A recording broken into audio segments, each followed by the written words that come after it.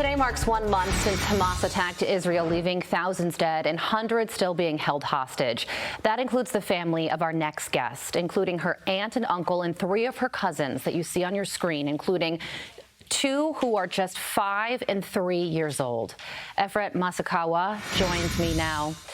Efrat, thank you so much for joining us 1 month after this horrific terror attack that left so many families, including yours, broken.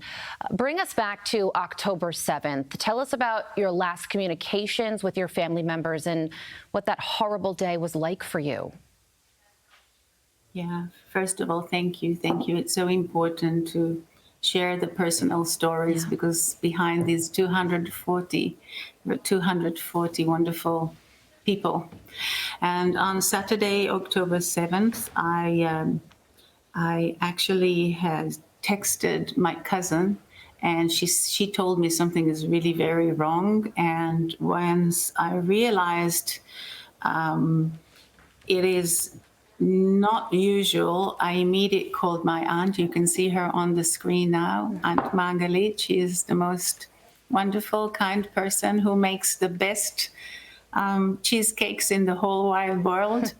And I spoke to her and I called her, and she was whispering to me, and she said she cannot talk. Something is very wrong going on. And I realized again that my feelings were correct. And I just told her, so let's not speak. You're in the safe room. You'll be safe. And I love you. And we just said how much we love each other, and that was the last talk and the last thing I know of her and of my uncle and of my cousin and the 2 beautiful babies you just saw. So we're lost. We have no idea. People were taken with their pajamas from their beds on early 6:30, 7:30, 8 o'clock in the morning on Saturday.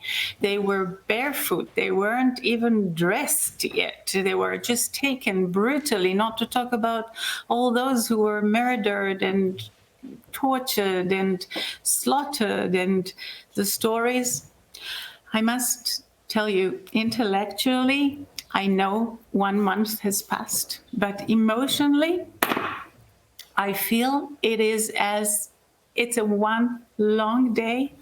We're not sleeping, and of worry, and we keep thinking, where are they? Are they well? Are they being fed? Do they have enough water? What is it if they're deep inside those tunnels, and those monsters that took them, because obviously these are not people, these terror monsters, the way they took them. So what does it mean about the fact of their daily life there? And it has been a month. I did not believe it will take so long. We really want them home.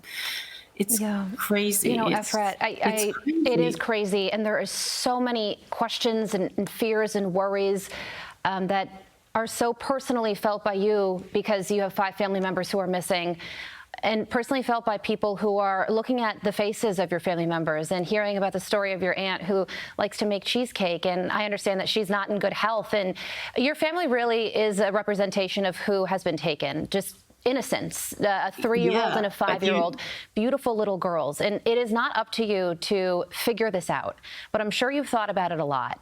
How do you think the Israeli government should go about getting your family members back? I have to admit, I have my own thoughts all the time. By the way, you see my uncle Gadi, he's drinking wine he made himself. He was very proud of it. And now you see Dawn, she is the most adorable young mother to Raz and Aviv. So when you ask me about solutions, I feel I'm just in a position of worrying. I have to trust that whatever needs to be done, but I think that it's not just an Israeli case. I think this war on terror, it's an international issue, and people all over the world, all over America and Europe and Africa, everywhere in the world, should be worried, should be very worried. What happened here, it's really... It's so hard to talk about because it's just beyond a human being imagination. And everybody should understand. Right. And I have to say, I am such a worried mom, and I'm sure there are all many, many innocent moms that are maybe being as human shields in the other side. I worry about them too. Being a mother and knowing this fear, I worry of all the innocent.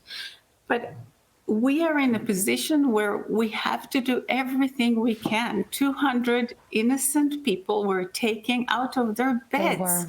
People around the world should understand and should do everything they can in order to help this end today. Well, you did something today, and you shared the stories of your beautiful family members, and we got to see their faces and learn about your aunt, your uncle, and your 3 beautiful cousins. Efrat, thank you so much for joining us. We're going to be praying for you and your family. We hope that they come back to you safely. God bless. Thank you. Thank you so much. Thank you. Absolutely.